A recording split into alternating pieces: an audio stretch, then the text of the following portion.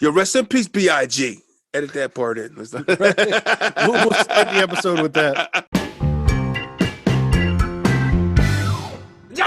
Welcome to. Do we blow banners and shit?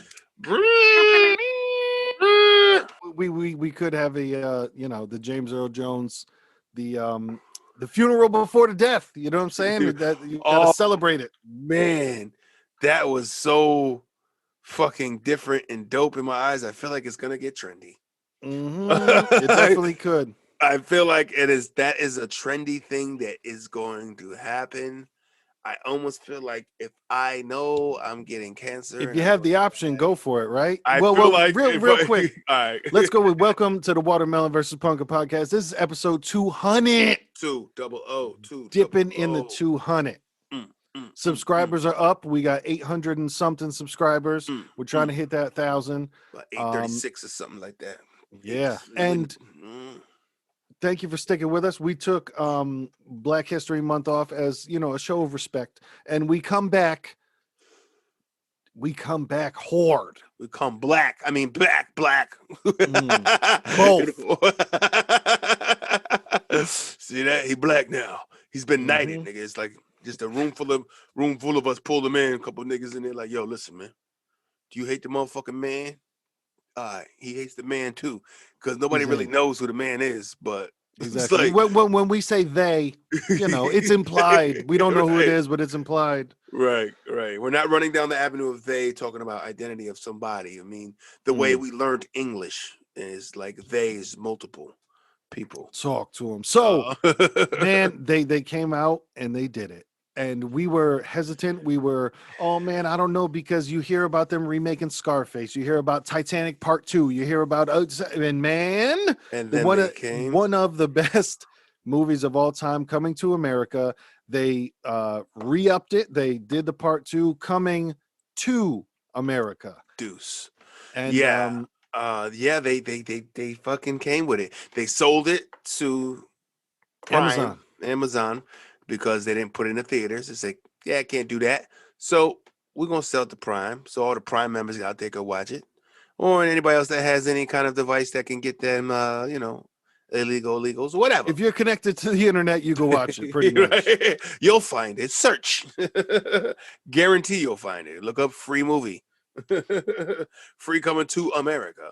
So 30 years later is when this is dropped, right? Yeah, this is the 30th year anniversary since the original, and just for a little disclaimer out there, for me, because this is my favorite movie of all time, number one. So I tried my hardest to not be so critiquing. Gotta go. The only way you're even gonna get through it is by going through with an open mind, because I checked myself a couple times during this. I did. I ran into the unfortunate thing of there's a couple actors that I just don't like, so that I had to hold myself though. I was like, stop your bias, just let it be, because to me, man, and I like her, and I know you're talking about, but I know she can be a little annoying with certain things. I'm not black, and I'm like, oh, don't do that much. No, don't do that much. Like it's overdrive on stereotype. I just want her to play any other role at some point in her life besides the loud fucking black lady that's completely unaware of her surroundings. But right. I get it. That's what the role called for, and she did a good job. And you know what I mean? She's writing her niche. Writing her niche through Hollywood. Yes. It's like, we need somebody who's like, hey, I'm the first one you're going to call, whether that helps you sleep at night. But you know what I'm saying? It's yeah. See, obviously, I mean, you think about like Saturday Night Live, you know what I mean? It's a majority of white cast. So, I mean, you're going to get some of those kind of like, I got to act like what? you know what I mean? Like Eddie Murphy had to act like buckwheat. You think that kind of really, but Eddie's different. Eddie's like, he'll make fun of everything. You see it when he does his own shit. So, you know what I mean? Yeah, this movie, and for anybody, we're going to be talking about the entire movie, so there will be spoil. If you need a spoiler alert, take this as your sign. Right. I enjoy the throwbacks. And it was so crazy of some of the characters. You're just like, oh my god, I miss them so much. Like where all the cats in the barber shop where you're just like, oh man, what have they been doing this whole time? Like you I really know. felt the I like, know. I try to get oh away man, because I when miss them. I ran into like, hold on, man, the niggas shouldn't be alive 30 years later. They was already old. But I said, dial it back because they need to be a part of this movie because they're iconic. So iconic that they didn't bring them. Yes. I had some tears though for some they didn't bring back. I was really hoping the sister came back to do the shoulder roll. I really appreciated her. She was really cute to me back in the day. Mm-hmm. Um, the Well, unfortunately, let's go with a quick rest in peace. Mage Sinclair, that played Queen Jaffer, she had passed away in 1995 due to cancer. So that that's what I was explains. asking. Yeah, Yeah, okay. that was unfortunate, but rest in peace to her. She Yeah. So I mean, they mentioned her gently in passing of the whole the McDowell's gentleman. What would your mother think right now? They mentioned her a little bit, but yeah, Right. and I like that respect of not replacing her, giving her the Right. she just isn't here Yeah, anymore. you couldn't. I wish they would have showed Daryl. He would have been a nice one to pop in there. Mm-hmm. You know what I'm saying? Have him come through with a little jealousy somewhere. Yep. I like the what you call it? The brothers, the rich guys from Trading Places. That was the heir to him that was doing the interview. See, Okay. I don't know if you didn't catch that one. I didn't Yeah. catch that. No. The Dukes. He was like, yeah, those are my great grandfather. Those are my grandfathers, the Dukes brothers. You know what I'm saying? Oh So then when I yes. was like, oh, that explains why he was, he kept the tradition of being the asshole. You know what I'm saying? Uh-huh. Of the Dukes family. So I thought that was a cool little Easter egg to pop in there for like, oh, because it was real quick. They just pointed at the picture and it was like, I was like, oh, hold on, that was the Dukes? Okay. Yeah, it was. Yo, and I'll tell you, you know what I wanted when he was teaching? Oh, and first off, just cast Lupe Fiasco. Don't use that actor. Just cast Lupe Fiasco because that's all I saw the entire movie was Lupe Fiasco. For which one? Whoever was Eddie Murphy, supposed to be Eddie Murphy's bastard child. That dude looked Oh, exactly like Lupe Fiasco. yeah. Oh my god. I don't know him as much. I don't know him. Yeah, I don't know who he was, but I'm on the fence with him. I don't know. I think he's like new era funny kind of for these kids. I think so. He was, I'm not knocking him like saying he did a bad job by all means. But yeah, I didn't love him. He was somebody else, I think. He was okay. Like I said, he looked so much like Lupe Fiasco to me that he took me out of the movie. Yo, if this nigga don't kick push off our screen for real. When he was being taught about all the kings, bro, there was a fly ass painting of Eddie Murphy from like 3/4 up. I want that shit for my wall, dude. That shit. I started looking up on the internet, seeing if I could get it. That shit. Yo, him with the crown on. Yeah, that shit looked righteous. Flying around, somebody replicate that shit, nigga. For real. I'm buying it. Yeah, he I don't know. That kid didn't really sell it to me as much. They were supposed to be originally, which it was supposed to be Kevin Hart was going to be the son. Yeah, I have to say, I'm glad that didn't happen. I almost feel like, but then and it was weird though, because I like Kevin Hart, but I do too. I almost feel like that script, the way the guy was acting, you could almost tell it was written for Kevin Hart. Yes, because I almost felt like I could feel like his lines sound like it should come out of Kevin Hart's mouth. How he was saying shit, you know what I'm saying? Like in a weird way, it's like I know what you're saying. Yeah, the delivery and how he was trying certain things seemed to be. It's like the game in that when the mode. game dropped that album. It's like you knew exactly what a 50 Cent song was. Like nigga, yes. 50 wrote this whole song. Listen, close your eyes and put 50's voice over this whole shit, man. That's 50's. All right, watch this transition. Remember the song Three Kings where it's Jay-Z, Dr. Dre, and Rick Ross? And remember I showed you that song because Rick Ross wrote Dr. Dre's part because you can hear it, but Rick Ross is in the fucking movie. Right. And he has a small cameo, but he was in it. because check this out. on IMDb here, the scenes set in Zamunda were all filmed in the Atlanta area, and specifically that the Zamunda Royal Palace was shot entirely at the estate owned by hip-hop star producer Rick Ross. Eddie Murphy said, yeah, his house is so big, we were literally able to dress it and make it look like a palace. The stuff that you see where I'm walking on the African plain and there's antelopes running, that's Rick Ross's backyard. He was like 300 acres something, and Arsenio Hall added, and he had a lake. Like, so that shit was, and you know what I think that was? I think that was old, because I feel like I remember seeing something. I watched one of those something where they were like cribs or they were talking about, and he was talking about they were shooting Coming to America. Now I think about it, yeah, because I think he bought Evander Holyfield's old estate. If I might be wrong on who the boxer was, but I remember an old boxer had it, but. Because I remember he had bought like the biggest fucking place in there, and that's dope. Holyfield is from out there, so that makes sense. Yeah, because I think because you know how like 50 bought Mike Tyson's old mansion. I think Rick Ross bought Evander's old. I think it was him, but I didn't know that. That's a fun fact. That was actually fucking. So he had to be like, all right, yo, put me in something. Even with the dancing scene when they all coming in and shit in the big foyer. That's crazy. I think so because I know Rick Ross's house is like big. Yeah, it's like mansion upon mansion. Because I remember, I think who knows what rappers are telling the truth and lying in songs, but I remember him saying something like 300 rooms. You know what I mean? It's ridiculous. Yeah, yeah. It's close enough. Yeah, might feel like 300. Like, yo, man, walk around this fucking place, man. This shit's need a tour guide to get through your house, bro. Right. Like shit is real. Who was the I didn't look that up. The one who played Wesley's daughter, because she was kind of oh, that's Tiana Taylor. She's fucking she was signed to Kanye West and all that shit. She's married to the dude that used to be on the Knicks. Let me see. I'll look her up right now. Tiana Taylor is who's she married to? Amon Shumpert. Oh, is she married to Shump? Oh, yep. Okay. Shump dog. But yeah, she's like, she is like, she's so naturally beautiful. She looks like those old Egyptian, like pharaoh type shit. Like she's. That's what I was thinking about when I looked at it. When I was saying like, because she kind of had that, like, oh shit, she's And shout out to fucking this nigga, the ageless wonder.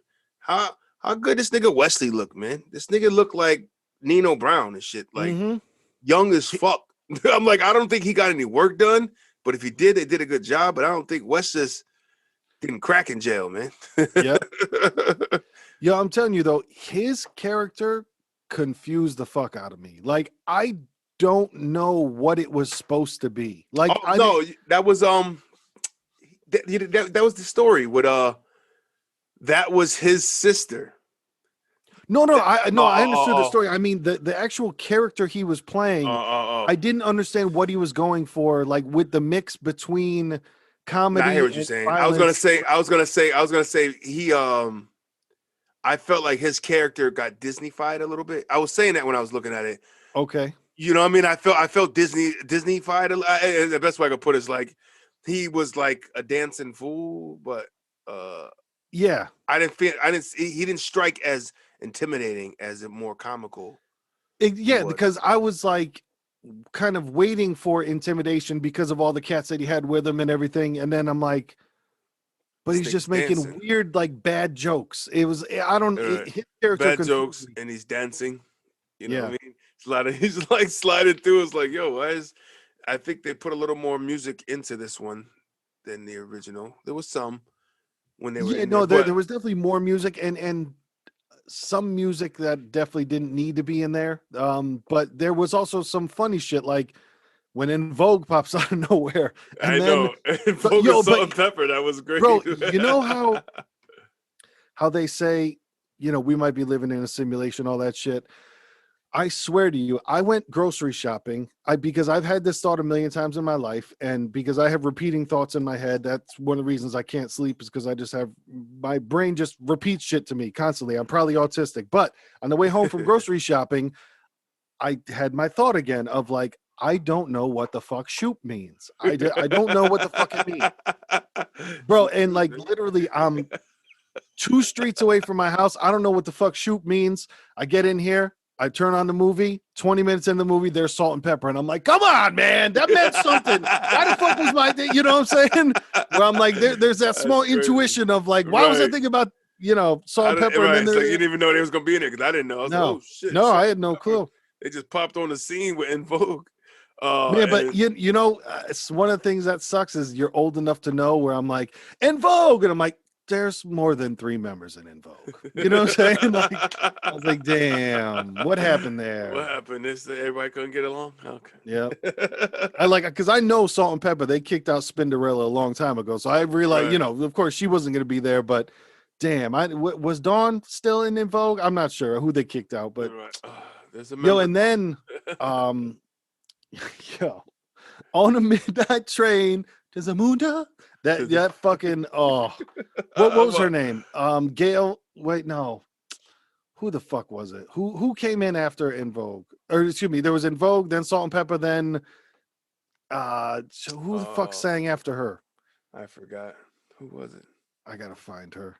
Because it was Gladys Knight. Okay. Yeah. That's funny. On the midnight train to Zamunda. That shit was funny. Man. That's where like they did have good choreography was dope. I like the colorfulness. They kept it colorful because Zamunda was real colorful in part 1. So like the attire was, upgraded, but still kind of like had that royalty pop to it, you know what I'm saying? I just dove into so much comparison and I tried not to, and I was doing it was just this felt more Disney than the original. You know what I'm saying? I like that because I'll tell you, I like when there was crass humor, when there was one of the times Wesley Snipes said something about like you didn't have a nutsack, or like he said like it felt like the 80s for a split second because I was like, oh my god, he actually said something offensive where it was, and I kind of no, I like to like even when they were in the garden, him and the girl. It's like, I hate when they do remakes of classics. You just gotta leave it alone. Yeah. There was. It's like they're making fun of shit. Like, why are we doing this? All right. And to speak into your other point, I could see Kevin Hart doing that so much, and then looking at the camera. You know what I'm saying? Like, I could definitely see Kevin Hart delivering that line. Do that line and then break the third wall. Yep. You know what I'm saying? Like, I tell you, my biggest beef with this movie, I can just come in with it early in the episode. I'm not gonna wait till then. I'm gonna tell you niggas now. My biggest beef, which I didn't know about, I guess I heard about it afterward, that is also was a buzz on the internet, which I didn't know about. But my initial impression was I did not like the son falling in love with the hairdresser so fucking quick to get married. That was some Aladdin shit. That was really some Aladdin shit. That was like, I don't want to marry her. I want to marry her. No, like, you don't want to marry her. You just want to be with this girl. Nigga, now, I would marry that girl because holy shit, she was attractive. But yeah. For looks, hands down, she was beautiful. The hairdresser had it popping. Don't get me wrong, 100%. But the whole like falling in love is fine that quick, but nigga, you get married that quick? Yeah. Well, we're in a 90-day fiance world right now. You know what I'm saying? Where it's just everything moves quick like that. I feel what you're saying. I definitely feel what you're saying. Of like, it just felt cheesy to me when they did that. It was like a cheesy kind of love romance. It was too quick because, especially like even in the first one when Eddie Murphy's falling in love with Lisa. It takes a while. It takes, like you said, it was too quick. I think they should have just had it where they just ran off together instead of ran off to get married. And then now they're all the way down in the Bronx, and Eddie has to go break up the marriage and all that shit. And they're like in a rundown little spot. Like, I love Tracy Morgan though. He's funny to me.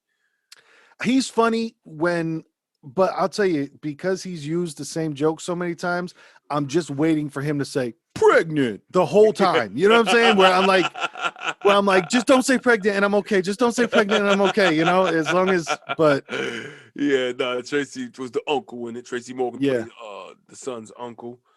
The way they introduced, because I was really curious to find out how the fuck did he have an illegitimate child. Mm-hmm. Like he ain't banged nobody when he came to America. So I'm confused. Yo, So the way they gave that story. When he's talking about no, and then a wild boar broke into the room, and you're like, That was oh my favorite shit. part. Like, yo, he's like, and a wild boar came in and just jumped on top of me, and I Started shit. remming and remming and remming. And it was him all fucked up after smoking weed with the chick that came home. Remember, and he's like, that's what I like. I like how they break shit down because it's kind of like it speaks to today about how no, you were just smoking weed. No. She passed me some of her ceremonial herb, and you know what I'm saying? Like it's you can say something two different ways, and it comes across very differently, you know. Right. But ceremonial herb. Yeah, she got you high and took it from you, nigga, because he needed a booty call. He needed a wingman. So I like how they did that. Like Simeon's like, listen, I needed to get some action, and I kind of used you, set you up. Like, yo, you want to hang out with my friend? Da da da. And man, they don't have it perfected yet, but the that facial swap technology to make them look like it was that man. When he was in the club, Arsenio, right? I was like, wow, what'd they do that? Yeah, it's like that forehead is too shiny, and it reminds me of Roger Rabbit mixed with I actually think Arsenio, when I saw him, like even when he was in his princely robes, his first shot when he was on the scene, I almost feel like he had work done a little bit. He looks like he did. I think they just do. I think now the cameras are so good that when there's, because like you were saying, Wesley Snipes looks good, but there was a point where I think it was at the party later when they were really close on his face, and you're just like, whoa, they put a lot of makeup on him. Like you could see that there was like, movie makeup on him, but it's because the cameras are so good now, but maybe too, right. And then the cameras could enhance and drop all that, shit. Yeah. The little handheld cameras that I've been looking into, like they can fucking take off blemishes and make your skin smooth and shit. You know what I mean? Yeah. So you can imagine everything's got filters. $100,000, $200,000 cameras these guys got to fucking shoot movies.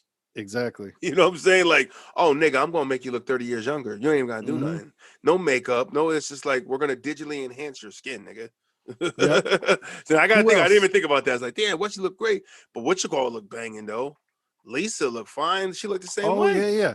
Her and Garcielle Bouvet, I don't know how to pronounce her name, but Fancy from the Jamie Foxx show. She was because I think she's now in the movie Arsenio's wife, because she was like the rose bearer, but she always seemed to be standing next to Arsenio. So I don't know if it was implied that they hooked up, but did.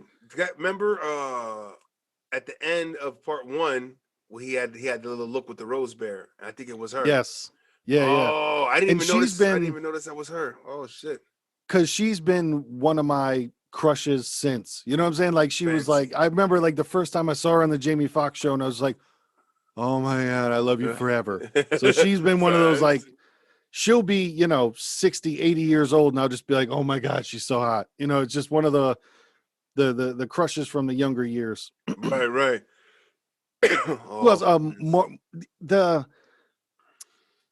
I will say 2 things that kind of took away from me. And mind you, I'm not shitting on the movie. There were parts I liked, there were parts I didn't like. Right. But and that me too. Like I not by all means is a bad movie. Yeah. It's just certain things, You could tell everybody in the world tried to get into this movie, and a good amount of them succeeded. There were too many cameos. There were good cameos, but then there were just too many cameos. Like Michael Blackson, the overact, like you have to cue the African guy. So it's like we gotta get the African guy, and he's funny. He is funny in real life, but like the overacting was kind of just like, this is too big for the moment. It was, I don't know. That was tough. They try to shove a lot of skits within the movie, kind of almost. You know what I'm saying? A lot of like. And it was meant for the Easter egg lovers of the Coming to America as well. You know what I mean? There's a lot of little things. Shout out to them bringing peaches. You know what I mean? Yes. They brought the twins back. You know what I'm saying? I thought that was pretty dope. You know what I mean? It's like, they brought the twin rappers back, man. That was pretty dope. But who else? They had Morgan Freeman. He was in it. You gotta have the voice. Shout Louis out. Anderson came back. They brought back Louis Anderson. That was dope. And also, I only know his name because I'm on IMDb, but Paul Bates, who was he sang Queen to Be. and in the new one he sang a different one. But that's what I love, that they brought back right those type of cats. They brought back the staples that we would recognize. Right, like I said, the sister I was missing, and even Daryl would have been a cool cameo. But things like that, like the dude that was singing like the epic scenes of that one. Peaches, you know what I mean? How many people was going through me is Peaches hit up, you know what I mean? Like like that shit hit, you know.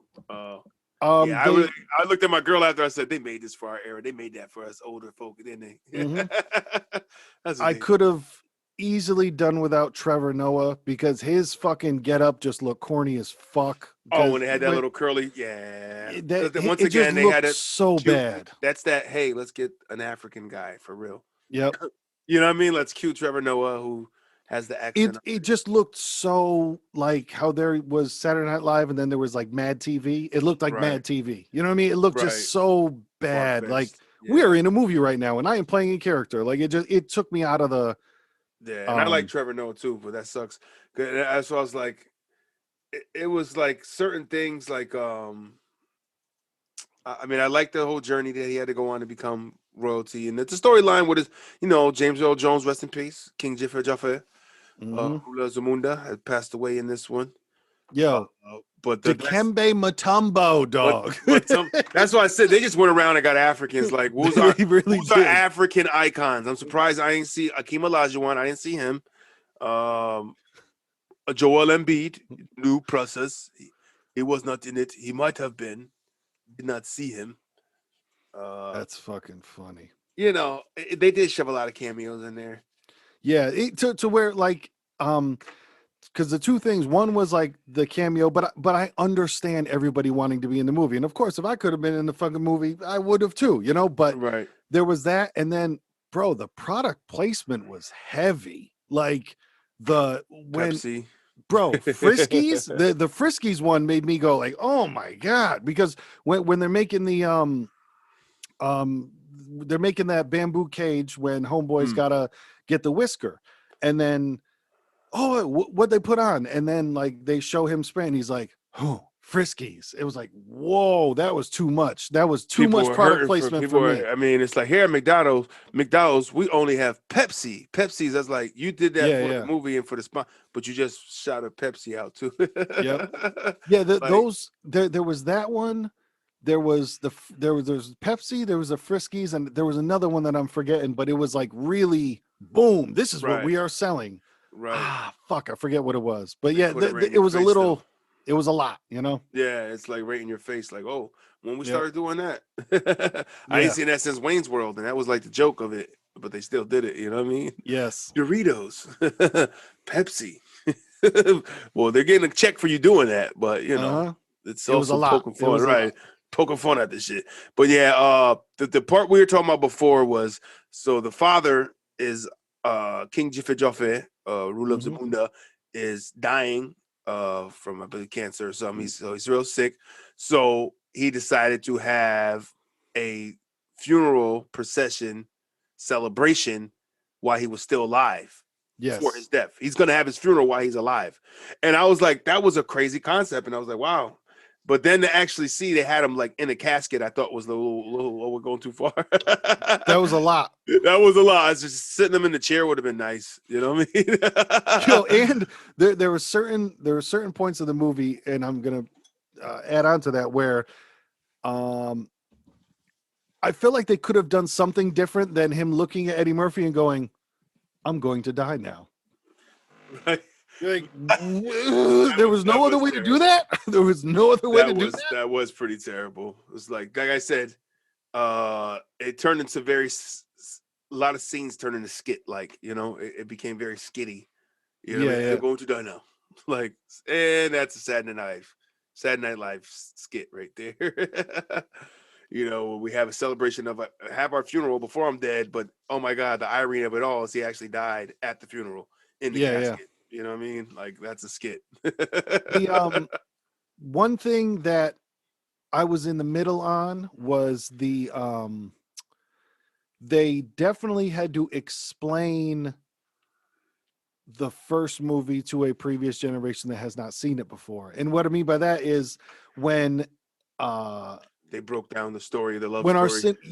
when Arsenio Hall is like telling the story of like, and you remember how and then they would flash back, and I'm like, oh, that I don't know how I felt about that. I wasn't mad about it, but I also was like, this is kind of and that's what you said. You had to think about it. They had to give that for the for ones people that that hadn't didn't seen the see. first movie. Yeah. So it's like, oh, that's the love story. That's that's gonna pull them into the first one. The sales probably going up on the first one.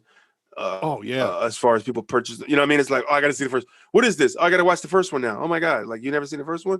Yeah, well, somebody younger generation probably not. And that was that Arsenio Hall? That was the witch doctor? I think so. Yeah, I think it was, right? It fucking kept spitting on everybody. That was Bro, great. that was the funny shit when they were arguing in the beginning, and then he just, like spits at himself. It was that like, shit was funny. Yeah, I was like, whoa, the witch doctor. He told me he's gonna die, and he's the one that told him about his son. Had a vision. Right. That was great though. But yeah, that Wesley Snipes didn't play a great bad guy. He played a funny role. But as Like far it as was weird. It was that like trying to be too funny, but the jokes necessarily weren't there. It was a weird. I don't know. I'm still confused about his character. In terms of just. I don't. He was. There's probably like a famous general they're making fun of, like maybe fucking Idi Amin or some shit. It might be, yeah. He was a little off, like, oh, this nigga's emotionally unbalanced. Like that movie that fucking Whitaker played him in, like he would have really bipolar, off balance shit. That was a good King of Scotland, Last King of Scotland. Yes, that was crazy. That was a crazy one. It's like, oh, that nigga was fucked up. Like, like he had some shit going on, and that's probably where Wesley's character was. Like, there's something off with this nigga. Been. But like, he's all happy and dancing, but he really like will kill people. Yes, like that weird kind of. They try to like maybe, but they didn't show any ruthlessness in it from him. But I'm assuming that's who his character is, But they didn't really give. They implied, right. They implied that he's kind of wild with it, but he's a little off. But the moves he's doing, he's coming through dancing and shit. They're all like, his whole crew is like fucking dancing. I felt that to be pretty great. Oh, and which I didn't know, my mother had told me, which I didn't know. I had to look. The middle daughter, the light skinned one with the glasses, is Eddie Murphy's actual daughter. Yeah, honestly, I saw that because I had hit pause on my computer on my TV to like get a drink, and on Amazon it like pops up with all types of information. And I saw that. That was cool. Like it was, and she did good. You couldn't tell that she was or wasn't an actress. She definitely did good. Yeah, no, that was cool. I like the daughters, like the oldest one. Her fucking get-ups was dope. You know what I mean? She was cute and all. The oldest daughter, like her fucking phenomenal head crown she had at near the end was a dope ass crown. I don't know, that shit was like, whoever created that shit was fucking on their game. I was like, yo, look at that crown. Like, yo, the real royalty out there, they fucking up. They need to be doing this shit. Bring it back. If it looked like that back in the day, y'all need to bring it back. For one of the parts that I could not deal with and couldn't get over was, what did they call where fucking Wesley Snipes came from? It was the worst name ever. It was literally like Next Doorville. You know what I mean? Like it was super. Yeah, it was really bad. Really Naked Gun like. Yeah. It was. It's like, oh, he just put and I love those kind of movies. Don't get me wrong, but I just don't feel like they should have tried to make Coming to America so much of that kind of movie. Yes. You know what I'm saying? So much of that. Like I said, Naked Gun, Hot Shots Part 2, those airplane movies. Forget the genre name of those slapstick comedies, I think maybe. Where it's everything is like literal and it's like so stupid that it's literal, but it's like, all right. But it's funny because it's, it's not. He came from the kingdom of Nextdoria. And it was like, that shit killed me because I'm like, who wrote that? Oh, you gotta have something better than that. Yeah. That right. It's like I'm not mad at it, but that was not necessary. You don't have to do that. Whoever the script screenwriter was, like, come on, a couple of things you guys should have ran away from. Eddie did a great job as being the king. I like he had his naive shit that he had from part 1 still. Like he's like, this is like the kids say, right? And he's like, no, daddy, that is so not what we say anymore. Right, he said on fleek, and she's like, On "We fleek. nothing is on fleek," and I prefer being on fleek. Like I prefer this bleak. I like fleek. It's like what he would sound like from the old Prince Akeem, what he would be like as an older now adult, and he still Yep. doesn't get certain things because he's back in Africa. Yes. And, I don't. What is this? The I like that McDowell's was still in there. That was nice. McDowell's is dope. You could tell there was some type of stuff that they had to kind of not force in there, but they kind of like, where would McDowell's be if they didn't just, we made one in Zamunda, because it was like, it wouldn't really been part of the story, but so like they kind of had to force it in, but I was happy that it was there. It was they franchised it in Zamunda.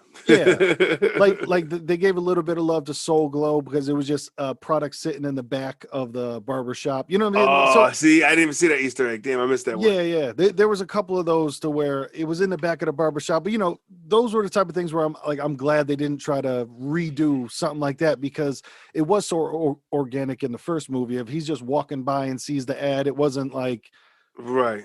They didn't try to shove too much in. Right. They, like you said, the little Easter eggs they leave back there. It's like, oh shit, so glow. Like I didn't even see that. I was like, oh, that's dope. Yeah.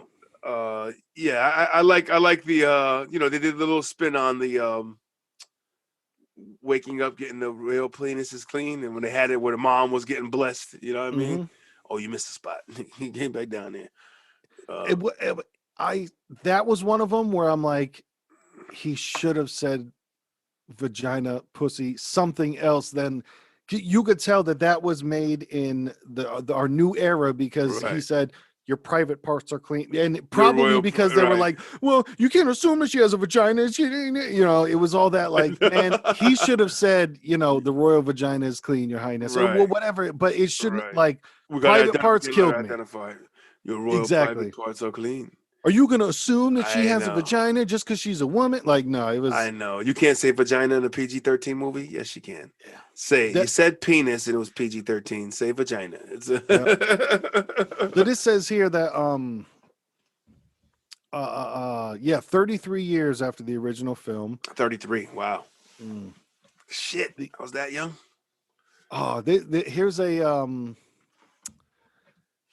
in some of the trivia things, a little added thing. They said that a cameo appearance was written for Samuel L. Jackson's character from the first movie, where he would still be robbing the old McDowell's 30 years later, but due to his busy filming schedule, he was unable to appear. Man, that's some bullshit. That's fucked up. I'm sorry, but I do not believe that sentence right there, because I don't give a fuck what he's shooting. You can't tell me that they couldn't have went somewhere, made a set. He walks on in that outfit, does a take it like. Right, you could do that. I'm not exactly. Samuel, you could do that, Samuel.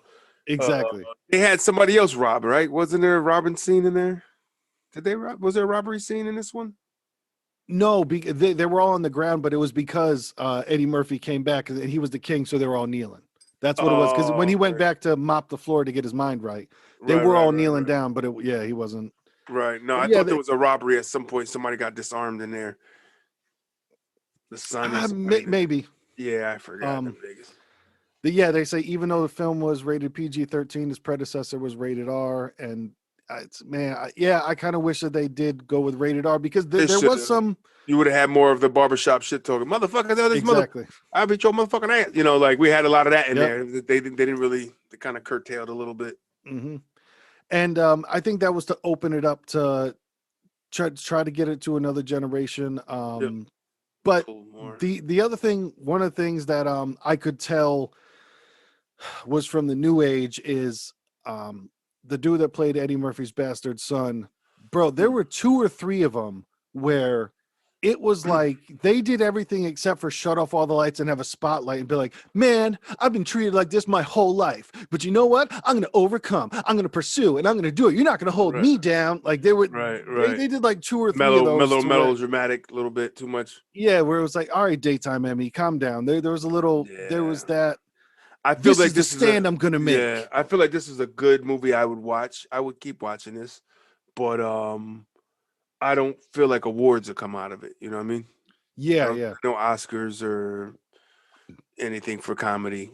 I don't. It's not a bad movie, but I don't think anybody's getting any award for that trophies. Yeah. Because even for me, there were times, because the movie isn't all about Eddie Murphy, there were times in this movie where I was missing that Eddie Murphy wasn't on screen. Because in the first movie, he's on screen pretty much the entire movie. So Right. there were times that it did lull for me when the story was just about his son, where I was just kind of like, I don't really care about this dude that much. Is where I get that I get that Right. this is how Right. the movie has to go. And once again, like we were saying, no, it can't be the first movie. It has to be Right. something else. So I try to keep that Like, in mind. yeah, as the son's character, like the kid, he just didn't pull me in, man. That's all.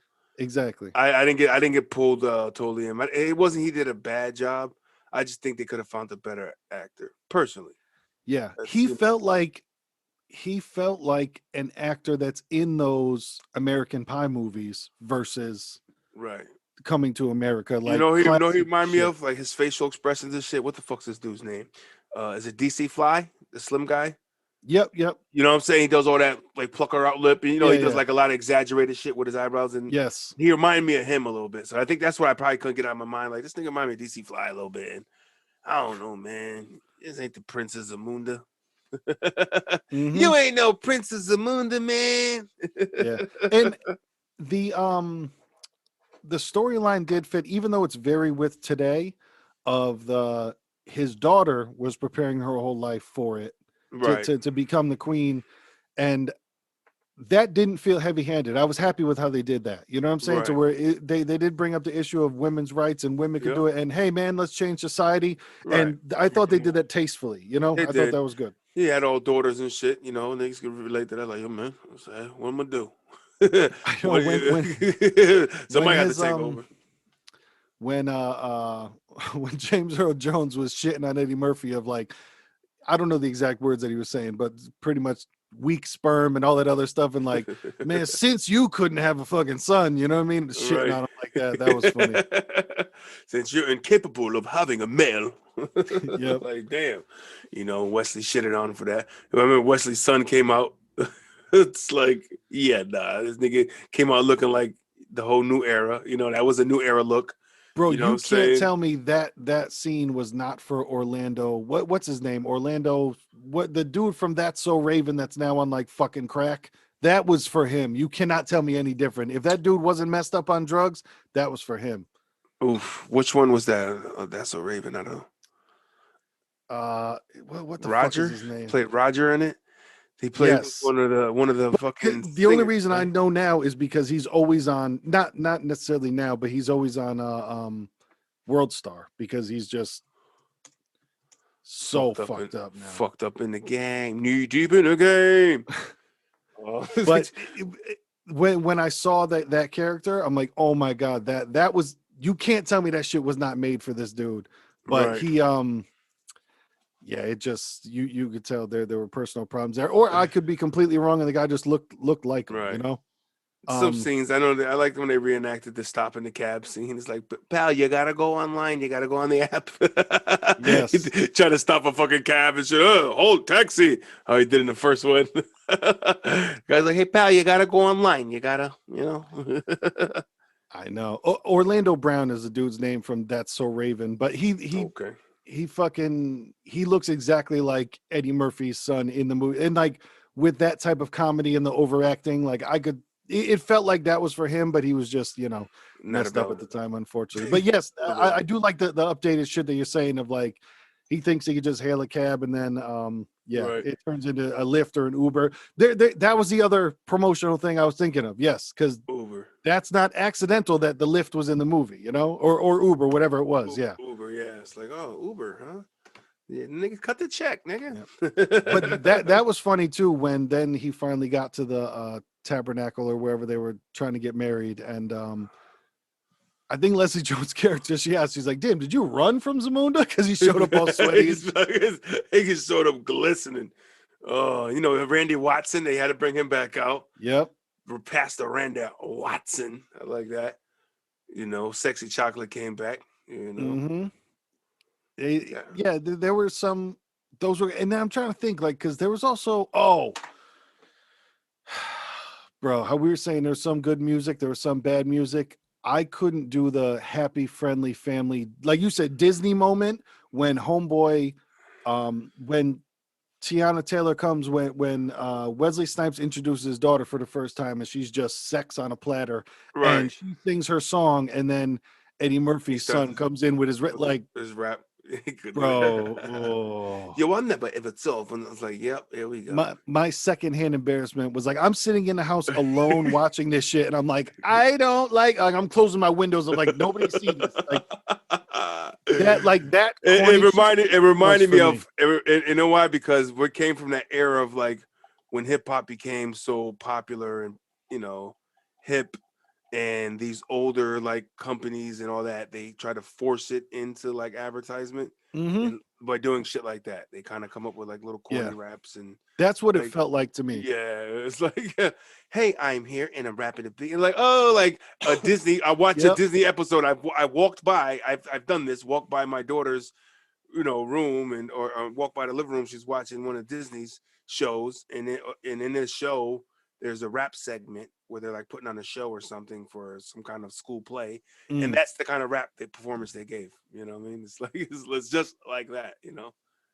Girl, you can look into my eyes, and then somebody's at home like, Yep. oh shoot, and then somebody's parents gonna be at home like, oh shoot, he Yeah. rapping. Okay. Yeah. This is Look, nice. honey, Yeah. come in here and watch this with mom. This is a movie back when I was younger. And look, they're putting your kind of Uh-huh. rap in it. And I'm like, come on, what we doing? We doing? Come on, B. Anybody from our era that watches like, yo, that was a bad representation of what we like to call rap.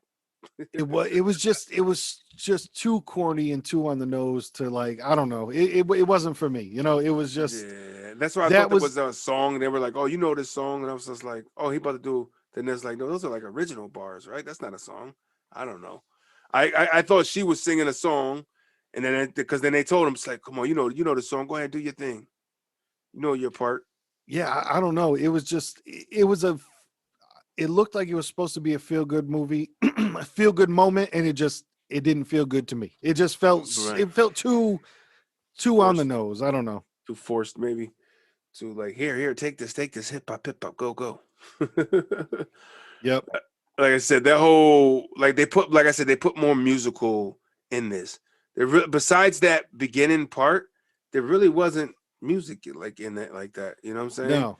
Besides the ceremonial shit when there was there and that kind of stuff, or maybe when he danced with Lisa in the bar, but that was a dance Yeah. thing. Yeah.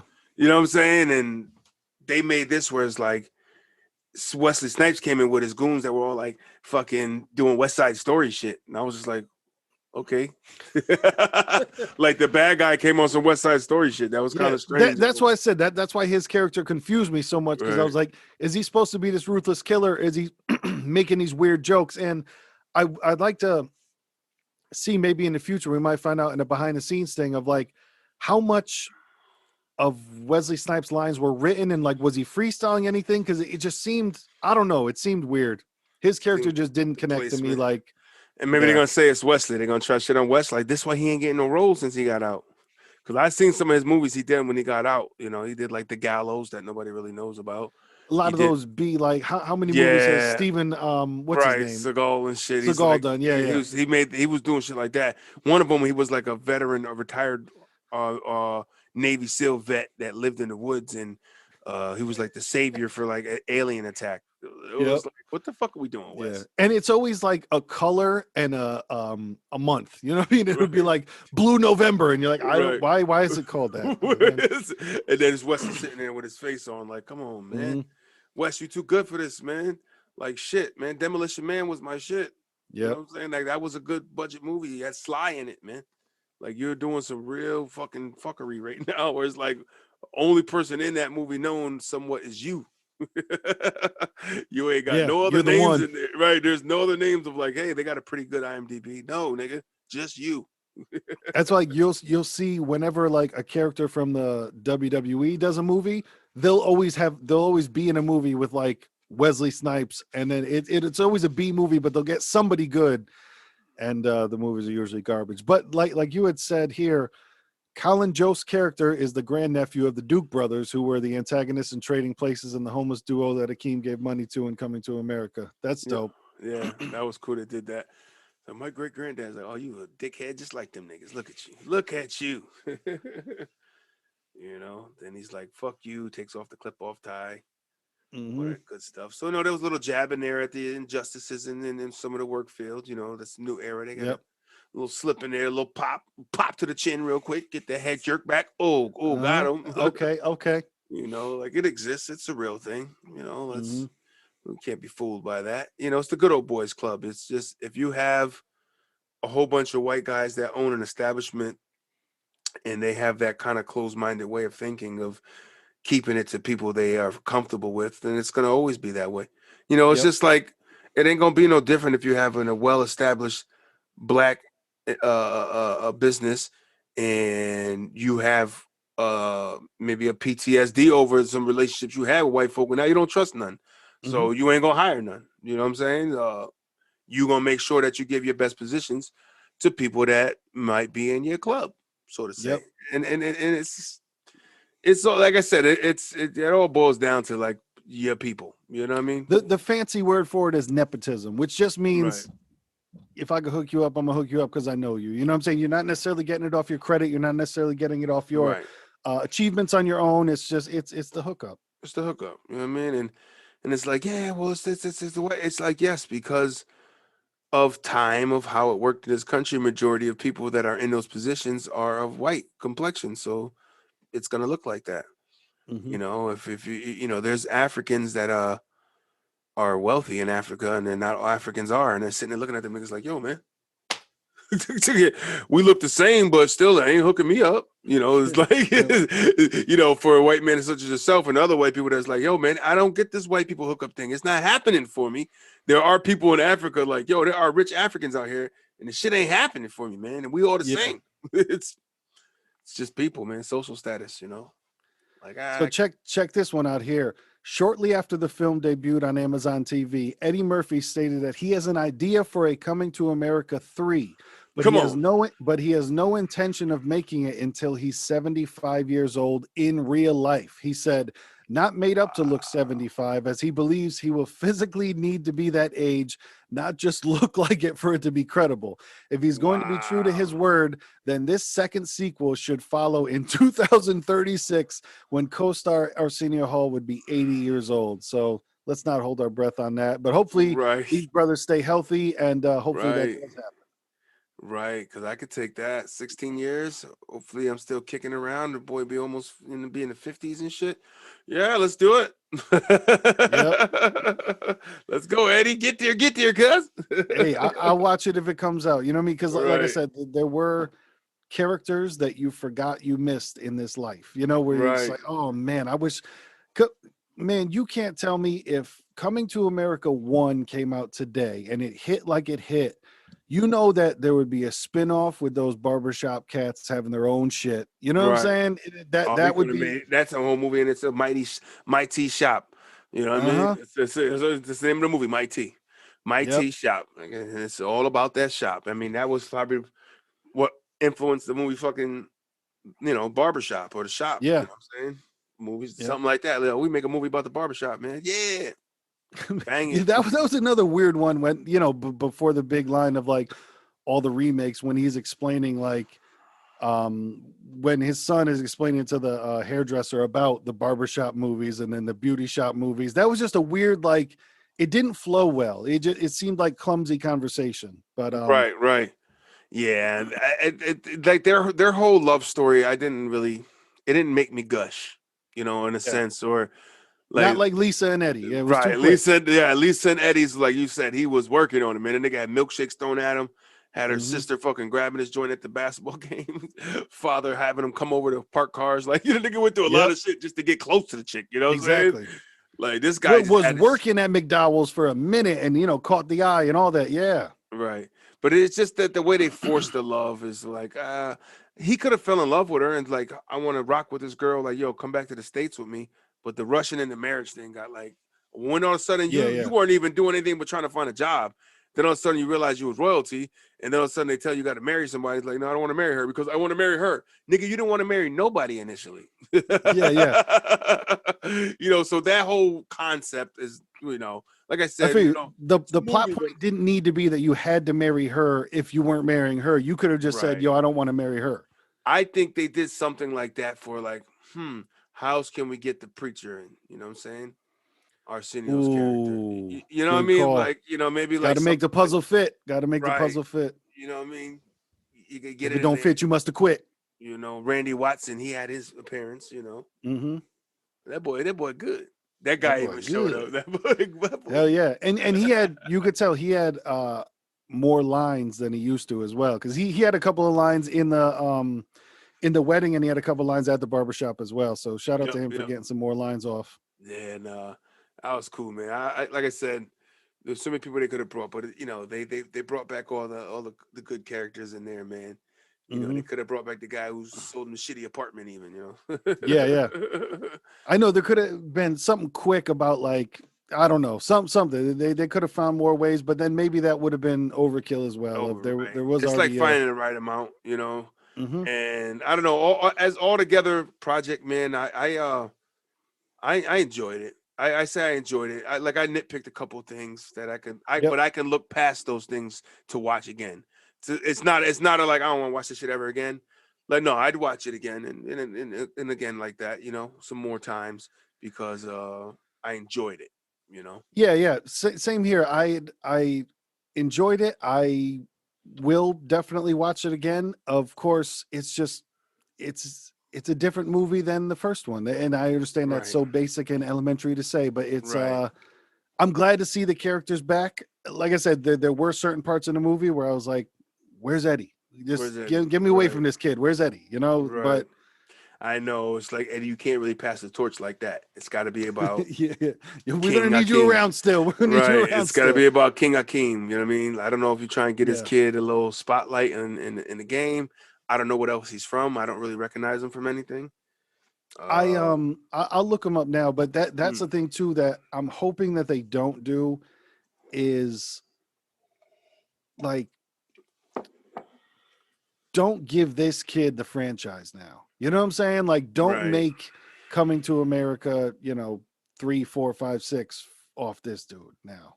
Like, cool, you did what you did, but if it ain't Eddie, it ain't happening. That's all I'm saying. Talk to him. If he ain't in it, don't even waste your time, man. I'm trying to look at what this dude did. All right, I'm on his thing. He was in. Let's go all the way back on this cat here. 2010, he was in a movie called Collide. Just original Guy Code. He was on the Eric Andre show. He was on The New in Living Color in 2012. Black Superheroes, Funny or Die, College Humor. Okay, so he's been doing sketch comedy shit like that. Lucas Brothers Moving Company. Okay. How to Date a Girl Stronger Than You, a short. Robot Chicken. Family Guy, he did a voice on there. Okay. Hannibal Buress show. So he's got some things, but he don't have nothing like big, like starring roles, like a bigger movie. Easily, he's newer to the game. He's pretty new. He's been around, but yeah, obviously everything else on his IMDb is nothing. He must have been like, that was like the budget came, like, yo, we gotta pay all these fucking cameos, all these other people, like, we gotta cut corners on the motherfucking starring role kid.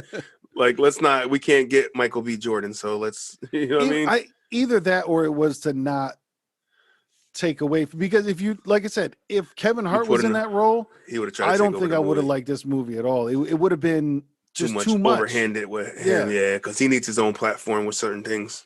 Because even every character, not that it anywhere close to ruin, but it definitely took me out when you're like, oh, that's Morgan Freeman. You're not like, oh, that's the guy that's in it. You're like, no, okay, there's Morgan Freeman. So you know who Morgan Freeman is. And then every time you see somebody famous, you're like, oh, that's Michael Blackson. Oh, that's Wesley Snipes. Oh, that's, it wasn't like you had to lock yourself back into the movie for a second, Right. You got to come back to, all right, bring it back to Eddie and Arsenio. Exactly.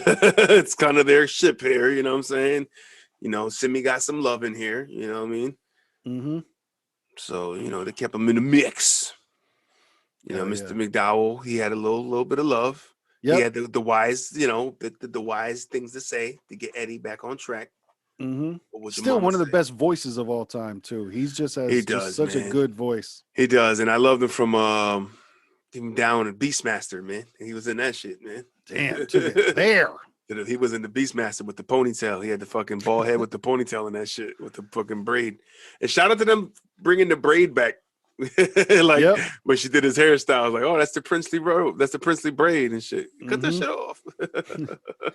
Yeah, there were some good callbacks. It was, man, the only thing I could say to make it better is if they just said screw it and made it R-rated. That I think there could have been. Right. Because it could have a little more range. There's so much that everybody would say is inappropriate, but I felt like, man, just go for it because they don't make movies like that no more. But that's Eddie too, though. You know what I'm exactly. saying? That's Eddie's style of humor. Right. That's what he's done. That's what he's always done. It's like now we have to cater to cater their style to appease to people that might be offended. Come on, man. Yep. Comedy's supposed to be that safe place for this shit, man. Yeah.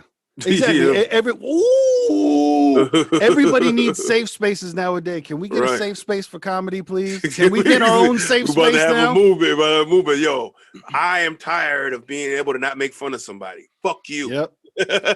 or just being able to make that off-color joke. Like, man, for me, I could see somebody getting mad, but I loved it and I thought it was so fucking funny. Because even, like I said, I'm not a Leslie Jones fan, only because of, I'm like, I understand that a white person can't say this, but I'm like, yo, I feel like some of the roles you make black people look bad because you keep playing the same fucking character of like, but regardless of that, yo, the scene where she's like, I hope you like pumpkin pie, and then lights the candle, then puts it underneath her vagina and is wafting it towards him. To me, that was so fucking funny. But also then in the back of my head, I'm like, somebody's going to be online complaining that, oh, so what? So her pussy stinks. Why? Why does her pussy stink? Because, but I'm like, just let it be a joke. But all women have vaginas. Maybe she has vaginal discharge. This is not, you know what I mean? There's like people with yeast infections are offended now. Mm-hmm. But that shit was really funny to me. That scene was really fucking funny because it was like, she's still talking and they're not really focusing on that. That's what she's doing. She's just kind of doing it in the side, in the background. It's not the main focus of what she's doing because she's also speaking, but that was funny, man. That was really funny. Like, so I was a host. I should have been getting paid the way I was giving it away. So I should have been making fucking money the way I was giving that shit out. It was something because that was how we've spoken before about that. Like, you're speaking so fast that you're going to miss the jokes because she just kept talking of like, no, because I was a hoe back in the day, like I wasn't selling it, but I should have been selling it. I was, oh man, I know it's like she going on, because other shit's going on, but like, no, here she's like really airing her wholeness out. Yep. Air it out, air a mellow. But it was good, man. Like the throwbacks of the dancing scenes and the big production is what I like. And then also, man, you thought for me too, with how many cameos were, I was like, how do you not have Busta Rhymes in that? Just as a throwback to me, because I'm like, right. Oh, That would have been the movie. And not even having him rap, just have the camera go by him while he's just nodding his head or whatever. R. Kelly had a fucking, a sample on one of his songs from that movie, and they ain't referenced that. They ain't dare tap his shit. That's that shit. That's that shit. Yep. That beat came from when he was getting his penis clean. Doom, doom, doom, doom, doom. That's that shit. I was like, yeah, they're not gonna reference that. No, Ara. You get no love, Ara.